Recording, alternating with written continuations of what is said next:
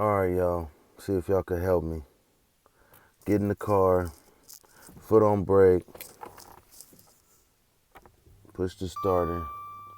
All the lights on dash, everything comes on, but car doesn't start. Indicating the battery light. But damn, the battery's brand new. I don't know. Let me know. It's not making a clicking sound. Nothing. Please let me know in the comments. What could it be? Let me do it again with the key fob this time. Nothing. Yep. Let me know if you guys having the same problem. Let me know.